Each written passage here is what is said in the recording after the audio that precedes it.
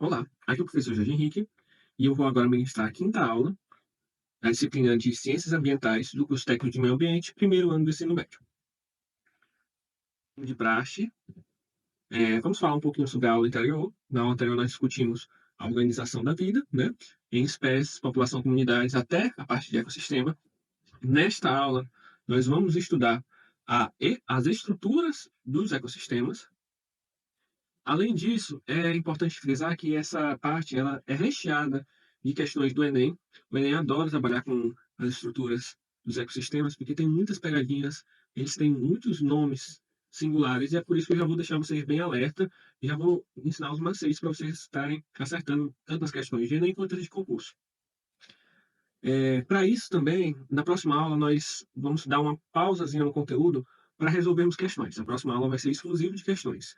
É interessante também que vocês tentem exercitar por si só. Vão atrás de questões novas, discutir as questões que já foram feitas, porque essa parte tem muita decoreba e você só vai aprender na prática, só vai aprender fazendo mesmo, respondendo as questões. Bom, e quais seriam os componentes básicos dos ecossistemas? O que os ecossistemas têm em comum? Inicialmente, a gente pode já discutiu isso, que os ecossistemas eles são formados por componentes tanto biológicos, bióticos quer dizer com vida, e abióticos são elementos sem vida, que são os fatores físicos, químicos, a luz, o solo, a água. E os componentes bióticos nós já discutimos também, que tem o nome também de biocenose ou comunidade ecológica. Todo ecossistema vai ter elementos bióticos e abióticos. Os ecossistemas também terão produtores, que são seres vivos que produzem o próprio alimento, consumidores, que são seres vivos que consomem outros seres vivos para poder sobreviver, e a partir disso ele faz uma distribuição tanto da energia quanto da matéria orgânica, dos diversos nutrientes, além dos decompositores, que são seres vivos que decompõem animais e resto de seres vivos mortos e devolvem nutrientes para o meio ambiente. Nós vamos discutir mais a fundo ainda nessa aula esses três. Mas o que eu quero que vocês entendam é que, estruturalmente, os ecossistemas possuem produtores, consumidores e decompositores, salvo alguns ecossistemas específicos que nós vamos discutir também. Dentre os tipos de ecossistema, nós temos diversos tipos de ecossistema, sendo que o maior de todos é a biosfera, que é o planeta Terra como um todo. Mas o próprio planeta ele já pode agrupar os grupos de ecossistema em três grandes. São os biociclos, né? Os biociclos, os maiores biociclos, são divididos em epinociclo, que é o biociclo terrestre, que são todos os ecossistemas que não são cobertos por água. Os limnociclos, que são os ecossistemas de água doce, rios, lagos, etc. E os talassociclos, que são ecossistemas de água salgada. Bom, sobre a divisão, o geral é isso bem daqui. Porém, eu não creio que essa divisão vai cair no Enem. É meio difícil. Porém, se cair, já está aqui. Eu citei para vocês, vocês vão ter pelo menos uma noção. Ele já chega com os termos já diferentes, tá bom? E esses ciclos, esses biociclos, eles se dividem ainda mais. Por exemplo, os ecossistemas terrestres, eles se dividem em florestas, pradarias, campos, planícies, savanas, tundras, entre outros. Tem inúmeros ecossistemas terrestres. Ele vai trazer vários nomes. E também vai correlacioná-los ao aspecto climático. Por exemplo, a floresta tropical, ou a floresta cônica, vai estar relacionada também ao clima, que nós vamos ver na próxima aula de biomas. Mas vocês sabem que tem uma subdivisão dos ecossistemas terrestres. Também ocorre com os ecossistemas aquáticos taláxicos, vivos de água salgada. Nós temos ecossistemas marinhos, barreiras corais, zonas oceânicas. Vale ressaltar aqui as zonas de estuário e mangue, que são zonas que estão aqui porque o autor que eu pesquisei, ele os engloba como ecossistema salgado. Mas as zonas de estuário e mangue são zonas do encontro entre a água doce e a água salgada. E são berçário, inclusive são protegidas por lei. Vocês vão ver na disciplina de legislação. E os ecossistemas límicos, que são dos rios e dos lagos. Sendo que eles também são divididos em lênticos e lóticos, né, que é com relação à água parada e à água corrente. Ainda existe outra subdivisão, que é sobre os ecossistemas naturais, que são aqueles que ocorrem naturalmente no meio ambiente, e os ecossistemas artificiais, que são aqueles criados pelo homem. Vale ressaltar que o homem é o único ser vivo capaz de projetar e criar ecossistemas. Como assim? Ele cria ecossistemas que vão beneficiar de alguma forma. É o caso do Não é nem que cria, ele cria condições para gerir um ecossistema para atender às necessidades dele. É o caso das plantações. Quando o cara vai fazer uma plantação, ele elimina as outras espécies, ele deixa o solo propício, nutrido, especial para aquele tipo de plantação, e ele ainda protege aquela plantação de possíveis predadores, parasitas, etc. Isso tudo para beneficiar ele, e o homem é o único ser vivo que consegue fazer isso. Outro exemplo de ecossistema artificial são os aquários. Os aquários são um ecossistema que você tem que estar toda hora gerindo para ele continuar existindo.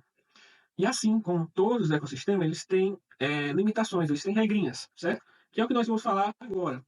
Que no funcionamento dos ecossistemas existe um fluxo tanto de energia quanto de material, de alimentos, de nutrientes. Esse ciclo de energia, ele ocorre dos seres autotróficos, que são a base de todos os ecossistemas, para os demais seres. Os seres autotróficos, eles trazem a energia para os ciclos, para os ecossistemas, através tanto da fotossíntese, que utiliza a luz solar, e é a mais comum, quanto a quimiossíntese, que é uma forma de, energia, de produção de energia feita por algumas bactérias, através da oxidação, da quebra de algumas ligações químicas. Essa é mais incomum, mas existe. E essa transferência de energia de matérias ela é feita toda ao longo da cadeia alimentar. E o que seria a cadeia alimentar? É uma sequência na qual os organismos transferem energia e materiais através de sua alimentação. Como, por exemplo, a grama é um ser autotrófico, ele produz o próprio alimento, que essa grama vai ser consumida, vai ser devorada, vai ser comida por um coelho. Este coelho vai absorver tanto a energia presente na grama, quanto os nutrientes da própria grama, vai incorporar o que puder, vai eliminar o que não quer. Depois, ele também vai ser consumido por uma cobra, por uma águia, entre outros. Quando nós temos várias cadeias alimentares, nós temos a chamada teia alimentar, que é o que está representado na figura do lado, entendeu? Nós temos vários caminhos, várias sequências, várias cadeias alimentares representadas numa só imagem. Nessa cadeia alimentar existem também os níveis tróficos, que são os níveis de alimentação. E essa cadeia, ela serve para tanto agrupar os seres vivos, que estejam no mesmo nível de alimentação, bem como para ver a dispersão e o acúmulo, seja de nutrientes ou de energia ao longo da cadeia alimentar. Por exemplo, todas as plantas ocupam o mesmo nível trófico, ou seja, todas as plantas, no exemplo que nós vamos colocar aqui, os seres produtores, autotróficos, ocupam o nível 1, sempre. Ah, se essa cadeia alimentar for na água, então em vez de plantas serão algas. Elas vão sempre ocupar o nível 1, porque sem os produtores não existe ecossistema. A partir de então vem os consumidores, cobrando o caso que nós utilizamos. A planta, que é comida pelo coelho, o coelho passaria a ser o consumidor primário, ocupando o nível trófico 2. Aí a cobra, que come o coelho, nível trófico 3. A águia, que come a cobra, nível trófico 4. E assim sucessivamente, até chegar no último estágio, que são os decompositores.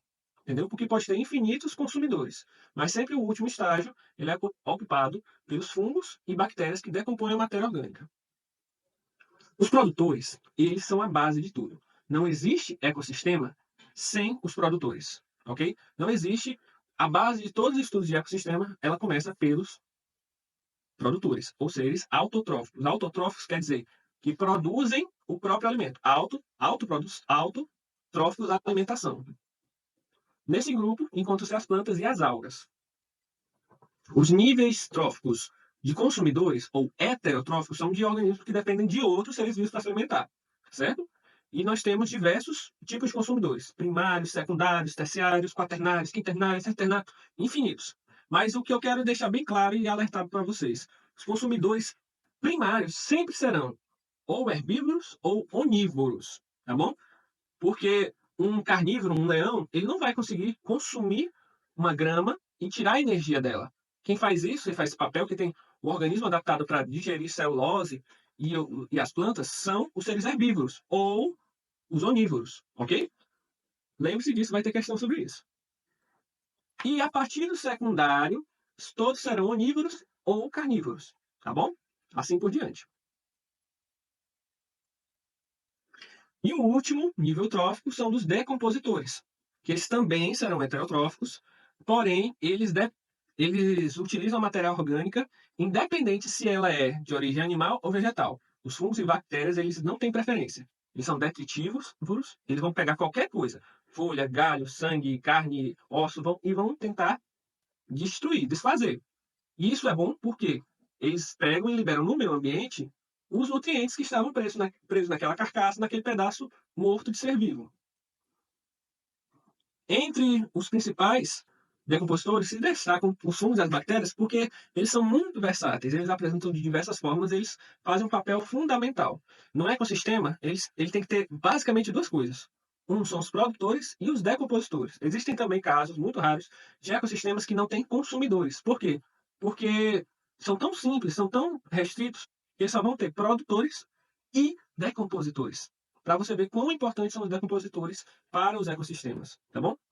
E esses, porque a função principal dos produtores ou dos decompositores é devolver os nutrientes que estão presentes na matéria orgânica e assim recomeçar o ciclo da vida, como nós conhecemos. E eu gostaria de agradecer a presença a todos. A aula hoje foi simples, mas segue a recomendação: leiam o material, busquem novas informações, tirem as dúvidas que vão aparecer e elas aparecem mais quando a gente está resolvendo as questões, tá bom? Grande abraço, um beijo para todos vocês.